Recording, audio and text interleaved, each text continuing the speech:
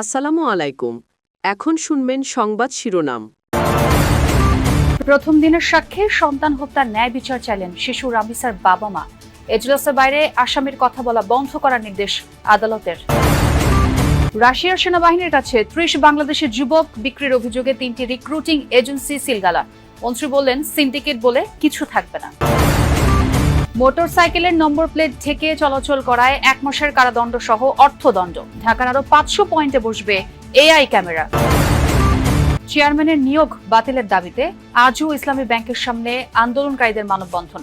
বিপুল সংখ্যক পুলিশ মোতায়েন। তখন শুনছিলেন সংবাদ শিরোনাম, এবার বিস্তারিত। শিশু রামিসা ধর্ষণ ও হত্যা মামলায় সাক্ষ্য দিয়েছেন রামিসার বাবা আব্দুল হান্নান মোল্লা ও মা পারভিন আক্তার। ক্যামেরা ট্রায়ালে সাক্ষ্য দেন রামিসার বোন রাইসা আক্তার। এছাড়া আরও কয়েকজন সাক্ষ্য দেবেন আজ। এখন পর্যন্ত ১৬ জন সাক্ষী আদালতে উপস্থিত আছেন। এর আগে সকালে আসামি সোহেল রানা ও তার স্ত্রী স্বপ্না খাতুনকে আদালতে হাজির করা হয়। ঢাকার মহানগর শিশু সহিংসতা দমন ট্রাইব্যুনালের বিচারক মাসরুর সালিকিনের এজলাসে সাক্ষ্য গ্রহণ শুরু হয়। এদিকে এজলাসের বাইরে আসামির কথা বলা বন্ধে ব্যবস্থা নেওয়ার নির্দেশ দিয়েছেন আদালত। গতকাল আসামি সোহেল রানা তার স্ত্রী স্বপ্না খাতুনের বিরুদ্ধে অভিযোগ গঠনের শুনানি হয়। শুনানির শেষে আদালত সাক্ষ্য গ্রহণের জন্য আজকের দিন ধার্য করেন। এ মামলায় প্রত্যক্ষদর্শী, ফরেনসিক বিশেষজ্ঞ, তদন্ত কর্মকর্তা সহ মোট ১৮ জন সাক্ষী রয়েছে। শিশু রামিসা হত্যা মামলায় ১২ জনের সাক্ষ্য গ্রহণ সম্পন্ন হয়েছে। এখন একজন চিকিৎসক সাক্ষ্য দিচ্ছেন। মূলত জনাকীর্ণ এজলাসে পিনপতন নির্জন যে সাক্ষ্য দিয়েছেন, পাশাপাশি পুলিশ কর্মকর্তারা সাক্ষ্য দিচ্ছিলেন, তারাও কান্না করছিলেন যখন তারা সাক্ষ্য দিচ্ছিলেন, কারণ তারা নিজ চোখে উঠে এসেছে। রামিসার মা তিনি সাক্ষ্য দিয়েছেন, তিনি তার সাক্ষ্যতে বলেছেন, কেঁদে কেঁদে তিনি বলেছিলেন যে তিনি বারবার তার ঘটনায় তিনি আজকে আদালতে বর্ণনা করছেন। টোটাল রিপোর্ট যারা করছেন তারাও নৃশংস ঘটনার এভাবেই বর্ণনা করছে তাদের জবানবন্দিতে। রাশিয়ান সেনাবাহিনীর কাছে ৩০ জন বাংলাদেশি যুবককে বিক্রি করে দেওয়ার অভিযোগে অভিযুক্ত ৩টি রিক্রুটিং এজেন্সির বিরুদ্ধে ব্যবস্থা নেওয়া হয়েছে বলে জানিয়েছেন প্রবাসী কল্যাণ ও বৈদেশিক কর্মসংস্থান মন্ত্রী আরিফুল হক চৌধুরী। তিনি বলেন, অভিযুক্ত এজেন্সিগুলো ইতোমধ্যে সিলগালা করা হয়েছে। তবে সরকারের কাছে দ্রুত এই ৩০ জন প্রবাসীকে দেশে ফিরিয়ে আনার দাবিও জানান পরিবারের সদস্যরা। ৩০ জন বাংলাদেশি যুবককে উচ্চ বেতনের প্রলোভন দেখিয়ে মোটা অঙ্কের অর্থের বিনিময়ে রাশিয়ার সেনাবাহিনীর কাছে বিক্রি করে দেওয়ার অভিযোগ উঠে ৩টি রিক্রুটিং এজেন্সির বিরুদ্ধে। সকালে রাজধানীর প্রবাসী কল্যাণ মন্ত্রণালয়ের সামনে অবস্থান নেয় ৩০ জন বাংলাদেশি যুবকের পরিবার। দ্রুত তাদের দেশে ফিরিয়ে আনতে সরকারের কাছে দাবি জানান তারা। এদিকে সকালে রাজধানীর স্কাটন গার্ডেনে প্রবাসী কল্যাণ ভবনে সংবাদ সম্মেলন করেন প্রবাসী কল্যাণ ও বৈদেশিক কর্মসংস্থান মন্ত্রী আরিফুল হক চৌধুরী। বলেন, অভিযোগ পাওয়া সংশ্লিষ্ট এজেন্সিগুলোর অফিস ইতোমধ্যে সিলগালা করা হয়েছে। এছাড়াও মন্ত্রী বলেন, এই মন্ত্রণালয়ে কোনো ধরনের সিন্ডিকেটের সুযোগ নেই এবং তার দায়িত্বে থাকা পর্যন্ত সিন্ডিকেট গড়ে উঠতে দেওয়া হবে না। একই সঙ্গে প্রবাসী কল্যাণ মন্ত্রণালয়কে আরও কার্যকর ও জনবান্ধব করতে ঢেলে সাজানোর কথাও জানান তিনি। কৃত্রিম বুদ্ধিমত্তা বা এআই ট্রাফিক ব্যবস্থাপনায় মাত্র ১৫ দিনেই রাজধানীতে বড় ধরনের পরিবর্তন এসেছে বলে জানিয়েছেন ট্রাফিক বিভাগের অতিরিক্ত পুলিশ কমিশনার মোহাম্মদ আনিসুর রহমান। সকালে ডিএমপি মিডিয়া সেন্টারে ব্রিফিংয়ে কথা বলেন তিনি। বলেন, ঈদের ছুটিতে ফাঁকা রাস্তাঘাটেও মানুষ ট্রাফিক আইন মেনে চলেছে, কিন্তু গত ১৯ মে একজন মোটরসাইকেল চালক তার নম্বর প্লেটের পেছনের ৩টি ডিজিট থেকে সড়কে চলাচল করে। এআইকে ফাঁকি দেওয়ার অপরাধে স্পেশাল ম্যাজিস্ট্রেট আদালতের মাধ্যমে ১ মাসের কারাদণ্ড ও অর্থদণ্ড দেয়া হয়েছে। এ সময় তিনি বলেন, ঢাকার গুরুত্বপূর্ণ ৫০০টি পয়েন্টে এআই প্রযুক্তি সম্পন্ন ক্যামেরা বসানোর দীর্ঘমেয়াদী পরিকল্পনা হাতে নেওয়া হয়েছে।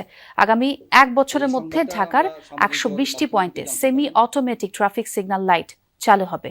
উন্নত বিশ্বের মতো দেশের সড়কেও পূর্ণ শৃঙ্খলা আনতে কাজ চলছে বলে জানান তিনি। চেয়ারম্যানের নিয়োগ বাতিলের দাবিতে আজও ইসলামী ব্যাংকের সামনে মানববন্ধন করছেন সচেতন গ্রাহক ফোরামের ব্যানারে আন্দোলনকারীরা। এদিকে ইসলামী ব্যাংকের প্রধান কার্যালয়ের সামনে মোতায়েন করা হচ্ছে বিপুল সংখ্যক পুলিশ। আন্দোলনকারীদের অভিযোগ, ব্যাংকটিকে ২৪ সালের পূর্ববর্তী পর্যায়ে ফিরিয়ে নেওয়ার জন্য ষড়যন্ত্র করা হচ্ছে। যে কোনো মূল্যে ষড়যন্ত্র প্রতিহত করার আহ্বান জানিয়েছেন বিক্ষুব্ধ আন্দোলনকারীরা। চেয়ারম্যান খুরশিদ আলমকে প্রত্যাহার না করা হলে আরও কঠোর আন্দোলনের হুঁশিয়ারি দেওয়া হয়। এদিকে সোমবার রাতে ইসলামী ব্যাংকের ব্যবস্থাপনা পরিচালক ওমর ফারুক খানের পদত্যাগপত্র গ্রহণ করেছে ব্যাংকটির পরিচালনা পর্ষদ।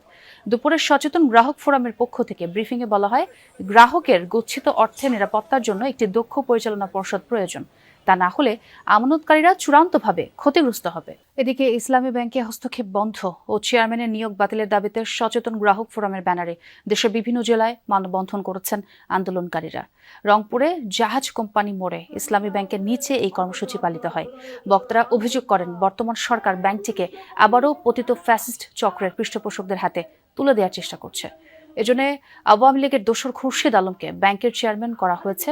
কুমিল্লায় কান্দিরপাড় এলাকায় ইসলামী ব্যাংকের শাখার সামনে মানববন্ধন কর্মসূচি পালিত হয়।